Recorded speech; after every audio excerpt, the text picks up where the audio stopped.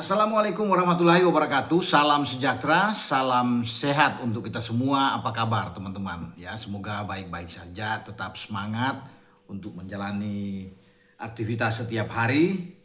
Dan seperti yang sudah kita ketahui pada hari Minggu kemarin itu eh, manajemen Persib bahkan Wahaji ya umum sudah mengatakan bahwa Peralta menjadi milik bagi Maung Bandung. Dan saya kan sudah bicara di video sebelumnya bahwa satu slot itu akan menjadi milik bagi Mariano Peralta. Ini pemain yang oke, pemain terbaik di Liga Super musim kemarin karena dia membuat catatan prestasi yang sangat bagus, 20 gol, 14 assist dalam 34 pertandingan, itu luar biasa.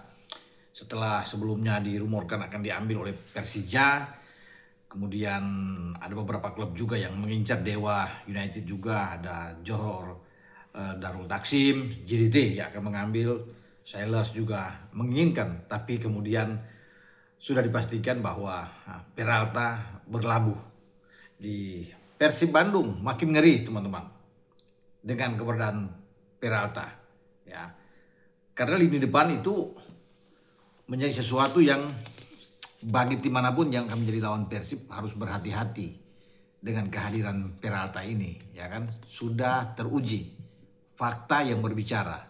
Ini pemain ex Borneo yang paling berbahaya dalam kotak penalti, insting mencetak gol sangat tinggi, ya walaupun dia bukan nomor 9 tetapi dia bisa bergerak dari sisi sayap, bisa bergerak sebagai nomor 10 di belakang striker. Ada opsi-opsi yang tentunya menguntungkan bagi Persib ketika mendapatkan Peralta. Igor Tolit sebagai pelatih yang menggantikan Boyan Hodak ini enak nih. Banyak amunisi, tinggal taruh di mana aja. Ya, untuk posisi pemain-pemain yang dia inginkan. Karena semua ini kan agak ya boleh saya bilang mengerikan memang, oke. Dan di depan itu Sekulic di depan, di belakangnya Peralta, atau bahkan kalau Peralta main di sayap bisa Ragnar Orotmangun yang ditarik berada di belakang striker ya.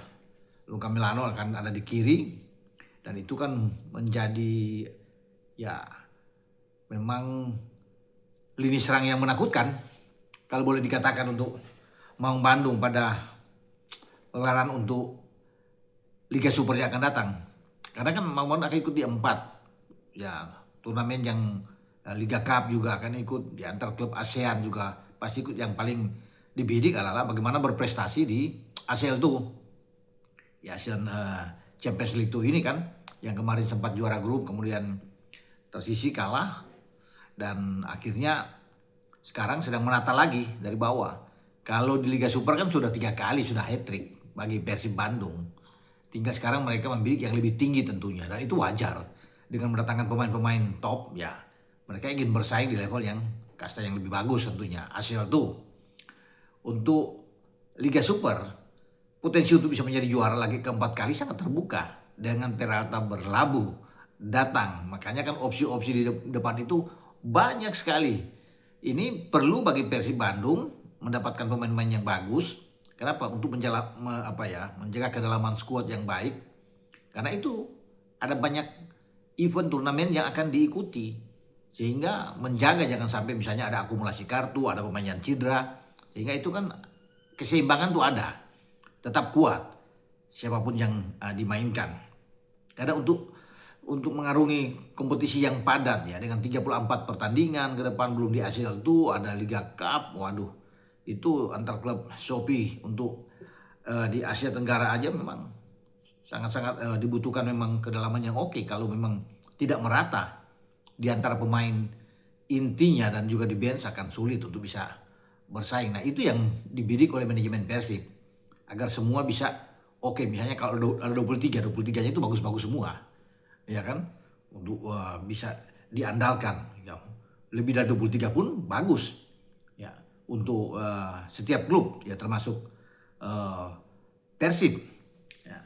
Jadi memang ada kejutan-kejutan juga ya, kata Pak Umu, setelah Peralta datang mungkin masih ada lagi ya. Memang luar biasa, memang rame ya kalau memang soal Persib ini ya teman-teman. Para boboto pasti sangat bergembira ya untuk kabar-kabar yang selalu datang dengan kehadiran sosok-sosok pemain yang oke punya, setelah Peralta sudah sip, sekarang ada lagi katanya, masih akan ada. Jadi tidak berhenti. Ya. Di semua lini akan ditaruh pemain-pemain yang top semua. Ya. Di belakang, tengah, ke depan.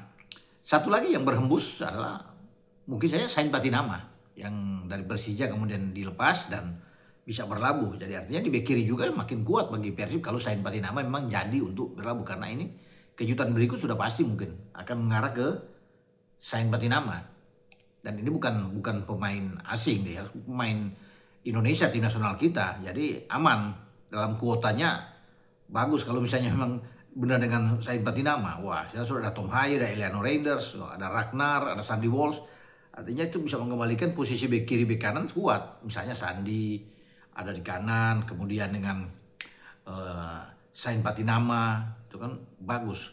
Karena di Persib itu juga ada anak muda ya, yang Dion Marks misalnya, itu masih bisa diandalkan di belakang. Ada Eliano Reinders.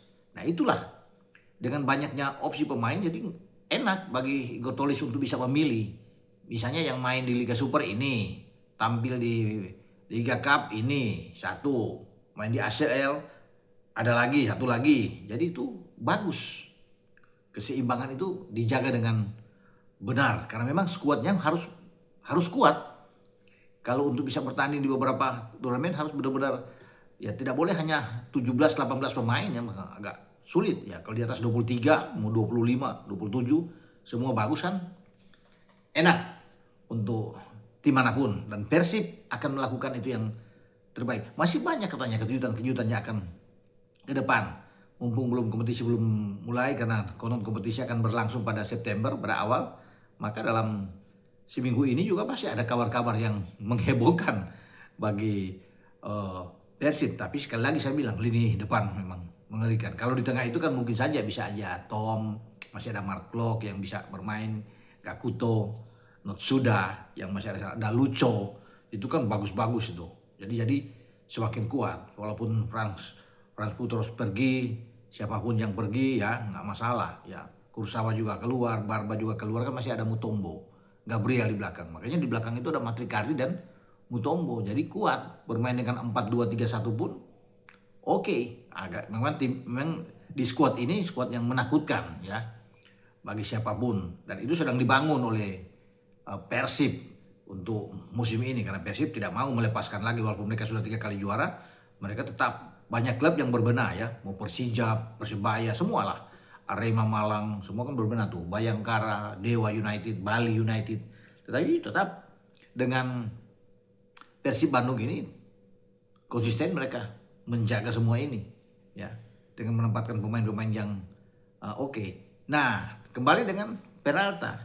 Kalau Peralta misalnya dalam sebuah pertandingan, dalam satu pertandingan di Liga Super mendapatkan misalnya perhatian pengawalan, masih banyak. Ragnar masih bisa keluar, Sekulic masih bisa ada sana, Melano masih bisa muncul, Tom dari lini kedua bisa muncul, Notsuda juga bisa muncul. Pergantian itu bisa diatur dengan baik. Di sisi kanan ada Berginho juga bisa masuk, William Barros juga yang sudah diperpanjang ini bisa ada, Ramon Tangke bahkan di depan bisa disiapkan sebagai super sub yang oke. Julio Cesar juga yang tetap berada di Persib itu disiapkan juga untuk bisa menjaga, jangan-jangan misalnya Mutombo cedera, akumulasi atau Matrikardi, tetap ada pelapis yang untuk bisa tampil di sana.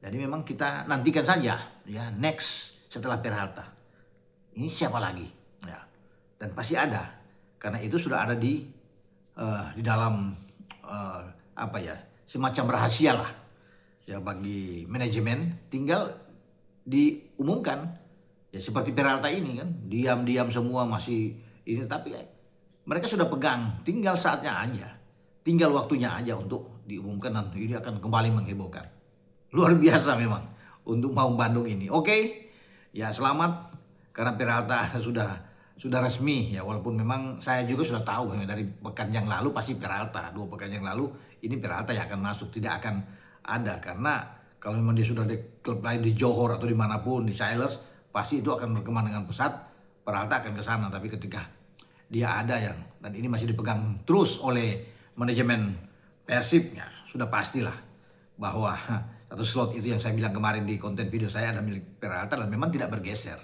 Ya, udah pasti.